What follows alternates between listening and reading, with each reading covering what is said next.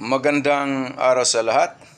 The YouTube channel of the Fraternal Order of Eagles, Limbas Law Corner is back to once again render public service in the field of law for our countrymen, or itong aming pagbabahagi ng kaalaman sa batas para sa sambayanang Pilipino, brought to you by the Limbas Marangal Eagles Club of the Eastern Rizal Region 2 sa pamamagitan ng inyong lingkod na isa ng mga abogado at propesor sa maraming law school sa ating bansa. Kahapon, nakausap ko ang isang complainant sa barangay. Ang sabi niya, doon sa barangay, itong kanyang inireklamo, nagsalita ng medyo pangyayabang. Ang sinasabi, bakit kaya?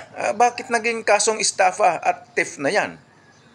Okay, ang complainant nanahimik na lang at napansin niya ang mga tagalupon nainis doon sa inireklamo. Panghuling hearing na nila yon ay ang lupon nag-issue na agad-agad ng certificate to file action. O anong ating mensahe? Mga kababayan, sa usapin sa barangay, magpakumbaba na lang. Sa kaunang-una, huwag kang makipag-argue ng tungkol sa batas.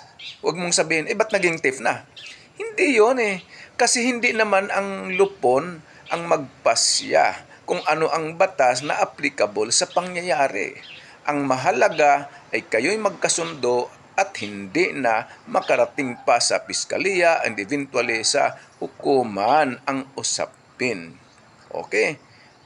Ito ngayon tuloy, nag-issue na ng certificate to file action, nagmamadali na rin ang lupon na inisa kanya, itong complainant ay hindi ko alam, baka tuluyan, baka magsampa talaga ng kaso sa piskalya and eventually sa hukuman at doon sasakit ang ulo nitong magaling sa batas na makipag-argue, ba't naging theft yan, baging estafa at patawa-tawa pa daw. Huwag ganyan mga kababayan.